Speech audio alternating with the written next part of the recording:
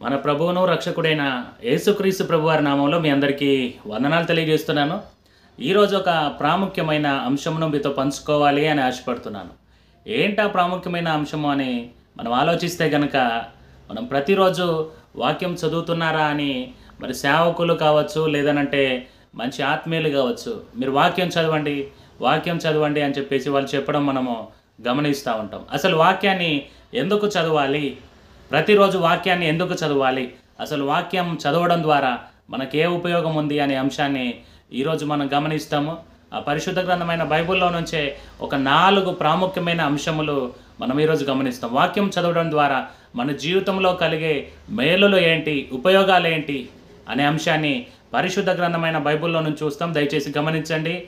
మొట్టమొదటి ఉపయోగం ఏంటిది అనే విషయాన్ని మనం చూస్తాం.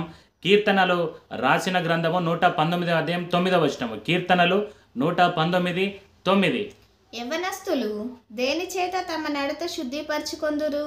నీ వాక్యమును బట్టి దానిని జాగ్రత్తగా చూచుకొనుట చేతనే కదా.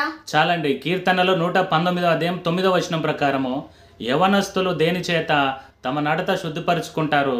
మరి వాక్యాన్ని బట్టి వారి నడత అనేది జాగ్రత్తగా చూసుకుంటేనే వారు జాగ్రత్తగా ఉంటారు, వారి జీవితం సరిచేయబడుతుందని ఇక్కడ కీర్తనకారుడు రాసినట్టుగా మనం గమనిస్తాం. వాస్తవానికి యవనస్తుల జీవితం మాత్రమే వాక్యం ద్వారా సరిచేయబడుతుందా అంటే కాదు. కానీ చిన్న బిడ్డలు కావచ్చు, లేదనంటే యవనస్తులు కావచ్చు, పెద్దవారు కావచ్చు, ఎవరి జీవితమైనా సరే సరిచేయబడాలి అని అంటే అది కేవలం వాక్యం ద్వారా అనే విషయాన్ని మనం గమనిస్తూ ఉన్నాము. ఈ వాక్యంలో మనం గమనించాల్సిన మాట ఏంటిదనంటే, పాపపు జీవితాన్ని సరిచేసేది దేవుని వాక్యమే అనే విషయాన్ని పరిశుద్ధ గ్రంథమైన బైబుల్ మనకు చెప్తా ఉన్నది. హల్లెలూయా. మనిషి యొక్క పాపపు జీవితాన్ని మార్చివేసి అనేకులకు ఉపయోగకరంగా దేవుని నామానికి మహిమ తెచ్చే విధంగా మరి ఆ వ్యక్తి యొక్క జీవితం మారాలి అనంటే మనం ప్రతిరోజు ఖచ్చితంగా వాక్యము చదవాలి. ఎందుకు అనంటే వాక్యం అనేది అద్దం వంటిది. కొంతమంది అయితే ఏం చేస్తారనంటే, ఆ వాక్యము చదవండి అని చెప్పేసి మనం చెప్తే కొంతమంది ఏం చేస్తారంటే వారానికి ఒక్కసారి మాత్రమే ఆ బైబుల్ ముట్టుకుంటారు. ఆ వారం ఏ వారం అనంటే ఆదివారం మాత్రమే వాళ్ళు ఆ బైబుల్ని తీసుకొని పోతారు. మళ్ళీ ఏదో ఒక మూలకు పడేసి ఆదివారం రాగానే ఆ మూలకు ఉన్నటువంటి బైబిల్ తీసి దాన్ని దుమ్ము దులిపినట్టుగా మనం గమనిస్తాము. దయచేసి అలా చేయకండి. ఎందుకనంటే మన జీవితాలు సరిచేసి, మన జీవితాలు దేవునికి యోగ్యమైన విధానంలో మనల్ని మార్చి ఆయన ముందు నిలబెట్టేది వాక్యమే అనే విషయాన్ని మర్చిపోవద్దు మనము. ఈనాడు వాక్యం అనేది అద్దముతో మరి పోల్చబడుతున్నది. ఎందుకు అనంటే అద్దంలో మనల్ని, మన రూపాన్ని మనం చూసుకున్నప్పుడు ఈ అద్దం ఏం చేస్తూ ఉంటుంది అంటే మన ముఖంలో కావచ్చు, మన శరీరంలో కావచ్చు ఉన్నటువంటి ఇబ్బందులు ఏవైతే ఉన్నాయో, లేదు అనంటే ఎక్కడెక్కడైతే డాట్స్ పడి ఉన్నదో, లేదంటే ఎక్కడెక్కడైతే మురికి ఉన్నదో దాన్ని చూపిస్తూ ఉంటుంది అద్దము. వాక్యము కూడా అంతే. మనిషి యొక్క జీవితంలో ఉన్నటువంటి ఆ మురికి, చీకటి, పాపమంతా ఎక్కడెక్కడైతే ఉన్నదో దాన్ని సరిచేసుకోమని వాక్యమనే అద్దము మనకు చూపిస్తుంది. హల్లెలూయా. అందునిమిత్తమే ప్రతిరోజు మనం ఏం చేయాలనంటే వాక్యము చదవాలి.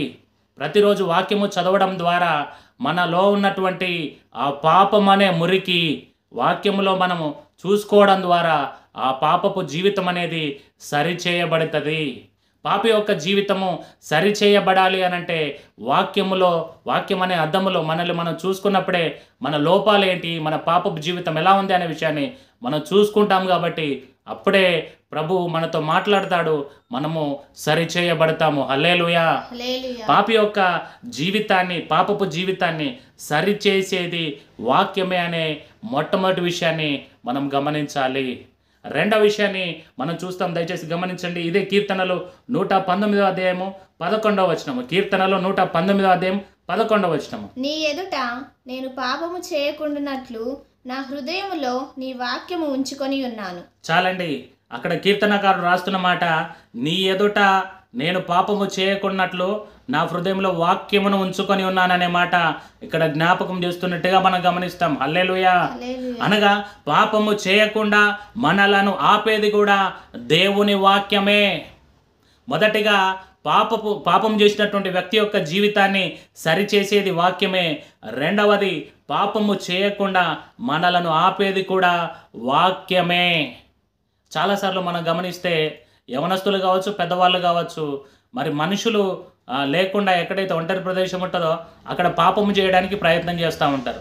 లేదు అనంటే ఒంటరిగా ఎక్కడైతే ఉంటారో, రూమ్లో కావచ్చు, ఎక్కడైనా కావచ్చు, అక్కడ పాపము చేయడానికి ఎక్కడ అవకాశం దొరుకుతుందని ఎదురు చూస్తూ ఉంటారు. అటువంటి సమయాల్లో మనల్ని హెచ్చరించి, మనల్ని సరిచేసి, ఆ పాపానికి దూరముగా మనం వెళ్ళిపోయే విధంగా మనల్ని మార్చేది ఏంటిది అనంటే దేవుని యొక్క వాక్యమే. దేవుని యొక్క వాక్యమే. హల్లెలూయా. పాపము చేయకుండా మనలను ఆపేది దేవుని వాక్యము. దుష్టుడు ఏమంటాడంటే, ఏ పర్వాలేదు చెయ్యి, చిన్నదే కదా, ఎవరు చూస్తలేరు, చెయ్యు పర్వాలేదు అని చెప్పేసి వాడు అంటాడు. కానీ ఆ చిన్నది పోయి ఒక పెద్ద పాపముగా మన జీవితంలో మారిపోతుంది. అదే చాలా పెద్ద వ్యసనముగా మారిపోతుంది. ఆ తర్వాత మనం చనిపోయినామనుకోండి, అదే పాపంలో ఉండి నరకానికి వాడు మనల్ని ఈడ్చుకొని పోతాడు. లోకంలో మనం గమనిస్తే లోకంలో ఉన్నటువంటి ఈ విస్తారమైన పాపము మనకంటకుండా, మనం పాపం వైపు వెళ్ళకుండా మనల్ని ఆపేది దేవుని యొక్క వాక్యమే అనే విషయాన్ని కీర్తనకారుడు ఇక్కడ రాసినట్టుగా మనం గమనిస్తాం. హల్లెలూయా. రెండవదిగా మనం గమనించే మాట, మరి పాపము చేయకుండా మనల్ని ఆపేది దేవుని వాక్యమే. ఓ మాట చూద్దాం, దయచేసి చూడండి. ఈ విషయంలోనే ఒక మాట చూద్దాం. యోహాను సువార్త 1వ అధ్యాయము 1వ వచనాన్ని మనం గమనిస్తాం. ఇక్కడ యోహాను సువార్త 1వ అధ్యాయము 1వ వచనాన్ని మనం చదువుతాం. ఆదియందు వాక్యముండెను, వాక్యము దేవుని యొద్ద ఉండెను, వాక్యము దేవుడై ఉండెను. చాలండి. యోహాను సువార్త 1వ అధ్యాయం 1వ వచనంలో రాయబడినట్టుగా వాక్యమే దేవుడై ఉండెను అనే మాట మనం గమనిస్తూ ఉన్నాము. ఎప్పుడైతే మనం ప్రతిరోజు వాక్యం అనే అర్థంలో మన జీవితాలను మనం సరి చేసుకుంటూ వాక్యాన్ని చదువుతూ ఉంటామో, వాక్యమైన ఆ దేవుడు వాక్యము మన జీవితంలో ఉంటుంది. మనం ఏదైనా పాపము చేయాలి అని చెప్పి ఒక ఆలోచన దుష్టుడు మన జీవితంలో తీసుకొని వచ్చినప్పుడు ఈ వాక్యమైన దేవుడు ఏం చేస్తాడంటే మనల్ని హెచ్చరిస్తూ ఉంటాడు. ఇది తప్పు, మనం చేయకూడదు, నువ్వు దేవుని బిడ్డవు, దేవుని ద్వారా విమోచించబడిన వ్యక్తివి, దేవుని ద్వారా రక్షించబడిన వ్యక్తివి అని చెప్పి, మరి ఆత్మయి ఉన్నటువంటి ఆ దేవుడు, వాక్యమై ఉన్న ఆ దేవుడే మన హృదయంలో ఉండి మరి పాపానికి దూరముగా మనల్ని తీసుకొని పోతాడు. మనము పాపము చేయకుండా ఆ వాక్యమై ఉన్న దేవుడే, అనగా వాక్యమే మనల్ని ఆపుతుంది అనే విషయాన్ని మనం గమనించాలి. హల్లెలూయా. కాబట్టి వాక్యమై ఉన్న దేవుడు మనము పాపము చేయకుండా, ఆ వైపు వెళ్ళకుండా మనల్ని ఆపాలి అని అంటే మనం ప్రతిరోజు మనం వాక్యము చదవాలి. మొదటిగా పాపపు జీవితాన్ని సరిచేయబడాలి అని అంటే వాక్యాన్ని చదవాలి. రెండవది, పాపము చేయకుండా మనం ఉండాలి అని అంటే వాక్యాన్ని చదవాలి. హల్లెలూయా. మూడవ విషయాన్ని మనం గమనిస్తాం, దయచేసి చూడండి. ఇదే కీర్తన 119వ అధ్యాయము 50వ వచనము. ఇదే కీర్తనలు రాసిన గ్రంథము 119వ అధ్యాయము 50వ వచనము. నీ వాక్యము నన్ను బ్రతికించి ఉన్నది, నా బాధలో ఇదే నాకు నెమ్మది కలిగించుచున్నది. చాలండి. కీర్తనలు 119వ అధ్యాయం 50వ వచనంలో రాయబడినట్టుగా నా బాధలలో ఇదే నాకు నెమ్మది ఇచ్చేది అనే మాట అక్కడ మనం గమనిస్తాం. హల్లెలూయా. బాధలలో నెమ్మది ఇచ్చేది ఏంటిది అని అంటే దేవుని వాక్యమే. హల్లెలూయా.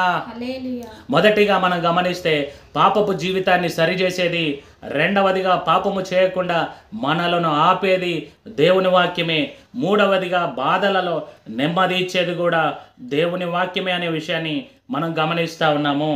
ఈ భూమి మీద పుట్టిన ప్రతి వ్యక్తి, వాళ్ళు ఎవరైనా కావచ్చు, మరి పేదవాళ్ళు కావచ్చు, ఉన్నవాళ్ళు కావచ్చు, ఎవరైనా సరే ఈ భూమి మీద పుట్టిన ప్రతి వ్యక్తి కూడా తన బాధల్లో నుంచి విడిపించబడాలి, నెమ్మది పొందాలని కోరుకుంటాడు. ఎవరైనా ఏ స్థాయిలో ఉన్నా సరే వాళ్ళ స్థాయిలకు తగ్గట్టు ఏదో ఒక బాధల్లో వాళ్ళు ఉంటారు. వాళ్ళు కొంతమంది చెప్పుకోలేరు, కొంతమంది చెప్పుకుంటారు. కానీ ప్రతి వ్యక్తి కూడా ఏదో ఒక రకమైన ఆ బాధలలో మాత్రం ఖచ్చితంగా ఉంటారు. వాటి నుంచి నెమ్మది పొందాలని వాళ్ళు కోరుకుంటూ ఉంటారు. ఓ మాట మనం గమనిస్తే కనుక మనుష్యులు ఇచ్చేటటువంటి నెమ్మది అనగా ఓదార్పు అనేది అది తాత్కాలికమే. కానీ వాక్యమై ఉన్న దేవుడు అనగా యేసయ్య ఇచ్చే ఓదార్పు మాత్రము శాశ్వతమైనది. హల్లెలూయా. హల్లెలూయా. నీ బాధ ఏదైనా సరే, నీ సమస్య ఏదైనా సరే, వాటి నుండి విడిపించి సంపూర్ణమైన విడుదల ఇచ్చేది వాక్యమై ఉన్న దేవుడే అనే విషయాన్ని వాక్యము చాలా స్పష్టంగా చెప్తున్నది. హల్లెలూయా. హల్లెలూయా. మన బాధల్లో మన ఇంట్లో వాళ్ళు మనకు సహాయం చేయలేకపోవచ్చు, మన బంధుమిత్రులు మనకు సహాయం చేయలేకపోవచ్చు, మన అన్నదమ్ములు మనకు సహాయం చేయలేకపోవచ్చు, మన వారే మన బాధలను బట్టి మన దగ్గరికి రాలేకపోవచ్చు. కానీ వాక్యమై ఉన్న దేవుడు మనతో ఉండి మన దగ్గరికి వచ్చి మనల్ని ఓదారుస్తాడు. హల్లెలూయా. మన బాధల నుంచి విడుదల విమోచన అనుగ్రహించి మనల్ని ఆయన కృపలో భద్రపరుస్తాడు అనే విషయాన్ని ఇక్కడ కీర్తనకారుడు రాసినట్టుగా మనం గమనిస్తాము. హల్లెలూయా. మూడవదిగా మన బాధలలో మనకు నెమ్మదినిచ్చేది దేవుడే అనే విషయాన్ని మనం గమనించాలి. మనుషులు ఇచ్చే ఆ ఓదార్పు కావచ్చు, అది తాత్కాలికమైనది మాత్రమే. వాళ్ళు చెప్తారు, మాట్లాడతారు, వెళ్ళిపోతారు. కానీ నిత్యము మనతో ఉంటూ మనలను బలపరిచే దేవుడు, భద్రపరిచే దేవుడు వాక్యమై ఉన్న యేసు ప్రభు మాత్రమే. హల్లెలూయా. నాలుగో మాటను మనం గమనిస్తాం. దయచేసి చూడండి. ఇదే కీర్తనలో 119వ అధ్యాయము 25వ వచనము. కీర్తనలో 119వ అధ్యాయము 25వ వచనం మనం చదువుతాం. 25వ వచనం. నా ప్రాణము మంటిని హత్తుకొనుచున్నది, నీ వాక్యము చేత నన్ను బ్రతికింపుము. చాలండి. అక్కడ రాయబడిన మాట నా ప్రాణము మంటిని హత్తుకొనుచున్నది అనే విషయాన్ని మనం గమనిస్తాం. వాస్తవానికి మన ప్రాణం మంటిని ఎప్పుడు హత్తుకుంటుంది అంటే మనం చనిపోయిన తర్వాతనే హత్తుకుంటుంది. అంటే మనం చనిపోయిన తర్వాత మాత్రమే మన బాడీ తీసుకొని పోయి అక్కడ ఆ మట్టిలో పెడతారు. అంటే ఆయన ఏం చెప్తున్నాడంటే మరణ బంధకాలలో నేను ఉన్నానయ్యా, నన్ను బ్రతికించుము అనే మాట వాడుతున్నాడు అక్కడ కీర్తనకారుడు. మరణ బంధకాల్లో ఉన్న వారిని కూడా విడిపించేది దేవుని వాక్యమే అనే విషయాన్ని మనం గమనించాలి. హల్లెలూయా. నాలుగవ మాట, మరణ బంధకాలలో ఉన్న నీవెవరివైనా సరే నిన్ను విడిపించేది దేవుని వాక్యమే. మరణ బంధకాల వంటి సమస్యల్లో నీవు ఉన్నా సరే నిన్ను విడిపించి ఆదరించేది దేవుని వాక్యమే అనే విషయాన్ని మనం మరచిపోవద్దు. మన ప్రాణము మంటిని ఎప్పుడు హత్తుకుంటుంది అంటే మనం చనిపోయిన తర్వాతనే మన బాడీని తీసుకొని పోయి ఆ మట్టిలో పెడతారు. వాస్తవానికి మనిషి జీవితంలో గనక మరణం అనే విషయాన్ని మనం గమనిస్తే రెండు రకాల మరణాలు ఉంటాయి.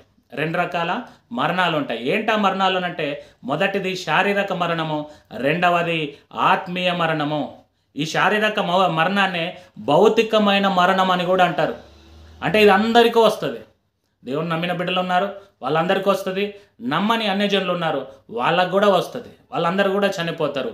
రెండవది ఏంటిదనంటే ఆత్మీయ మరణము, అనగా నరకములో వేదన పడేటటువంటి స్థితి. దీన్నే రెండవ మరణం అని వాక్యం చెప్తా ఉన్నది ప్రకటన గ్రంథంలో. మనిషికి రెండు రకాల మరణాలు ఉన్నాయి. మనం వీటి నుంచి విడిపించబడాలి అన్న, రక్షించబడాలి అన్న వాక్యమే మనకు ఆధారమై ఉన్నది. హల్లెలూయా. ఈ భూమి మీద బ్రతికి ఉన్నప్పుడే మనం వాక్యాన్ని అంగీకరించి వాక్యమైన దేవుణ్ణి మన హృదయంలోనికి, అనగా మన జీవితంలోనికి ఆహ్వానిస్తే తప్ప రెండవ మరణమై ఉన్న ఆ నరకాన్ని మనం తప్పించుకోలేము. రెండవ మరణమైనటువంటి ఆ నరకంలో నుంచి మనం తప్పించబడాలి, అక్కడికి వెళ్ళకూడదు అని అంటే ఈ భూమి మీద ఉన్నప్పుడే యేసుక్రీస్తు ప్రభువారిని, వాక్యమై ఉన్న దేవుణ్ణి ప్రభువుగా అంగీకరించి మన జీవితంలో, మన హృదయంలో ఆయనకు స్థానం ఇచ్చినప్పుడే, ఆయన చెప్పినట్టుగా ఈ భూమి మీద బ్రతికినప్పుడు మాత్రమే మన మీద ఆ రెండవ మరణానికి అధికారం ఉండదు. ఆ రెండవ మరణం నుంచి మనం సంపూర్ణంగా తప్పించబడతాము. ఓ మాట మనం గమనిస్తే గనక క్రైస్తవుల్లో కూడా రెండు రకాల ప్రజలు ఉన్నారు. వారిలో కొంతమంది భౌతికంగా బాగుండి ఆత్మీయంగా చనిపోయిన వారు ఉన్నారు. అనగా నామకార్థ క్రైస్తవులు, అనగా పేరుకు మాత్రమే క్రైస్తవులుగా పిలువబడుతూ దేవుడు చెప్పిన క్రియలు లేని వారినే ఈ నామకార్థ క్రైస్తవులు అని మనం గమనిస్తాం. కొంతమంది మనం సాక్ష్యాలు చెప్పడం వింటాం. ఏమనంటే వాళ్ళు కూడా క్రైస్తవులే కదా, వీళ్ళు కూడా క్రైస్తవులే కదా, మరి వీళ్ళు అన్నిటి దగ్గరకు వస్తారు, మీరు రారు, చెయ్యరు, మాతో పాటు కలిసి కూర్చుంటారు, తింటారు, తాగుతారు, అన్నీ చేస్తారు, మీరెందుకు రారు అని చెప్పేసి వాళ్ళు చెప్తూ ఉంటారు. వాళ్ళు ఎవరు అనంటే నామకార్థ క్రైస్తవులు మాత్రమే లోకంలో ఉన్న వ్యక్తులతో సహవాసంలో ఉంటారు, వాళ్ళతో వ్యర్థమైన వాటి విషయాల్లో పాలు పొందుతారు. అంటే వాళ్ళతో మరి స్నేహంగా ఉండొద్దా అంటే అది నా ఉద్దేశం కాదు. కానీ లోకానుసారమైన పద్ధతుల చొప్పున నడుచుకోవడము, లోకంలో ఉన్న వ్యక్తులతో ఆ విధంగా మనం నడుచుకోవడము తప్పు అని వాక్యం చెప్తున్నది. మన బంధుమిత్రులతో మనం మాట్లాడవచ్చు, వాళ్ళ దగ్గరికి మంచికి మరి చెడుకు వాళ్ళకి ఏదైనా అనారోగ్యం వచ్చిందనుకోండి, వెళ్ళొచ్చు, మాట్లాడించవచ్చు, రావచ్చు. అంతేగాని వాళ్ళు తినడం తాగడము అనే కొన్ని కార్యక్రమాలు ఉంటాయి, వాటిలో కూడా మనం పాలు పొందకూడదు అనే విషయాన్ని వాక్యం చాలా స్పష్టంగా చెప్తున్నది. వీరిని ఏమంటుంది ఈ వాక్యం అనంటే నామకార్థ క్రైస్తవులు అని చెప్తున్నది. ఈ నామకార్థ క్రైస్తవులు కూడా చనిపోతే ఎక్కడికి వెళ్తారంటే నరకానికే వెళ్తారు. ఇంకో విషయాన్ని కూడా మనం గమనిస్తే భౌతికంగా కూడా మరణ పడకలో ఉన్నటువంటి ఎంతోమందిని బ్రతికించిన వాడు నా యేసయ్య, హల్లెలూయా. అదేవిధంగా చనిపోయిన వారిని కూడా బ్రతికించగలిగిన వాడు నా దేవుడు మాత్రమే, హల్లెలూయా. కాబట్టి ఈ మాటలు వింటున్న ప్రియ సంగమా, సరిలేని మన జీవితాలను సరిచేసి నిత్యత్వంలో నిలబెట్టేది వాక్యమే. వాక్యమైన ఆ దేవుడే. కాబట్టి వాక్యాన్ని శ్రద్ధగా చదవాలి. మనల్ని మనం సరి చేసుకొని ఆయన రాజ్యానికి సిద్ధపడాలనేదే దేవుని యొక్క ఆశ ఉన్నది. కాబట్టి ఈ 4 విషయాలు మనం గమనించాలి, గుర్తుపెట్టుకోవాలి. ఎప్పుడైనా సరే మన జీవితము, పాపపు జీవితం అనేది సరిచేసేది వాక్యమే. రెండవదిగా మనం గమనిస్తే పాపము చేయకుండా మనలను ఆపేది కూడా వాక్యమే. మూడవది మన బాధలలో మనకు నెమ్మదినిచ్చేది కూడా వాక్యమే. నాలుగవది మరణపు బంధకాల్లో నుంచి మనల్ని విడిపించేది కూడా వాక్యమే అనే విషయాన్ని మనం గమనించాలి. మనల్ని సరిచేసి ప్రభు యొక్క రూపంలోనికి, అనగా ఆయన స్వారూప్యంలోనికి మనల్ని మార్చి ఆయనకి ఇష్టమైన వ్యక్తులుగా మనల్ని జీవింపజేసేది, ఆ విధంగా మనల్ని మార్చేది కూడా ఈ వాక్యమే. దేవుడు కోరుకునేది కూడా అదే. కాబట్టి ఈ మాటలు వింటున్న ప్రియ సంగమా, ప్రతిరోజు వాక్యాన్ని చదువుదాం, మనల్ని మనం సరి చేసుకుంటూ దేవుని యొక్క స్వారూప్యంలోనికి వచ్చి ఆయనకు ఇష్టమైనటువంటి బిడ్డలుగా ఈ భూమి మీద జీవించి మనల్ని మనం సరి చేసుకుంటూ ఆయన రాజ్యానికి సిద్ధపడదాం.